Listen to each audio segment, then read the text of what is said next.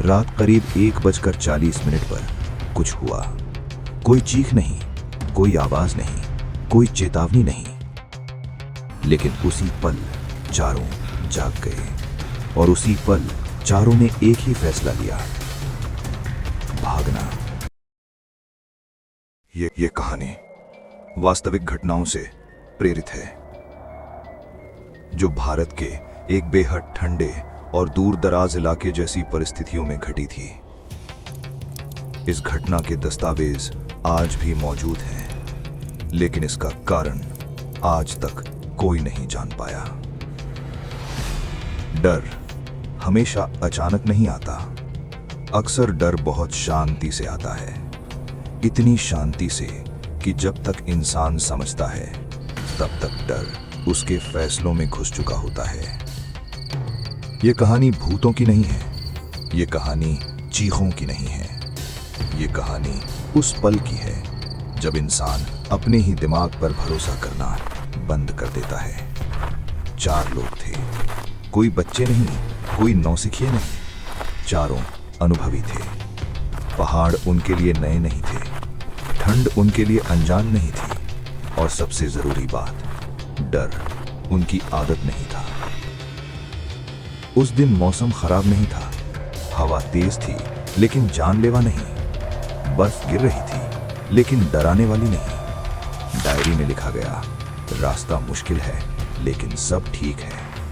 यही आखिरी वाक्य था जो उन्होंने लिखा। इसके बाद डायरी खामोश हो गई। रात को उन्होंने टेंट लगाया, खाना खाया, थोड़ी बातचीत हुई। कोई डर नहीं, कोई बेचैनी नहीं, और यही बात सबसे ज्यादा डरावनी है, क्योंकि अगर कुछ भी गलत लगता तो वो लिखते, लेकिन उन्होंने कुछ नहीं लिखा। रात करीब 1:40 पर कुछ हुआ। कोई चीख नहीं, कोई आवाज नहीं, कोई चेतावनी नहीं। लेकिन उसी पल चारों जाग गए और उसी पल चारों ने एक ही फैसला लिया, भागना। बिना जूते, बिना जैकेट, बिना टॉर्च, बर्फ में नंगे पैरों भागते हुए। याद रखो, इंसान ठंड से नहीं भागता, इंसान तब भागता है जब उसे लगता है अगर मैं अभी नहीं निकला तो मैं मर जाऊंगा। तो सवाल ये नहीं है कि वो भागे क्यों, सवाल ये है वो किससे भागे। जब बचाव दल पहुंचा तो उन्होंने जो देखा वो आज तक समझाया नहीं जा सका। टेंट अंदर से कटा हुआ था, हाँ अंदर से। अगर बाहर कोई खतरा होता तो जिप खोली जाती, लेकिन कपड़ा फाड़ा गया, जैसे अंदर रहना बाहर से ज्यादा खतरनाक था। बर्फ पर चारों के पैरों के निशान थे, सीधे नहीं, संतुलित नहीं, जैसे दिमाग दिशा तय ही न कर पा रहा हो। कोई पीछा नहीं, कोई संघर्ष नहीं, सिर्फ डर।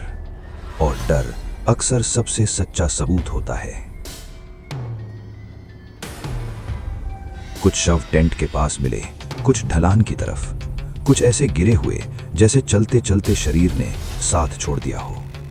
कुछ के शरीर में गंभीर अंदरूनी चोटें थीं, लेकिन बाहर कोई जख्म नहीं, न खून न लड़ाई, जैसे शरीर किसी भारी दबाव से अंदर से कुचल दिया गया हो।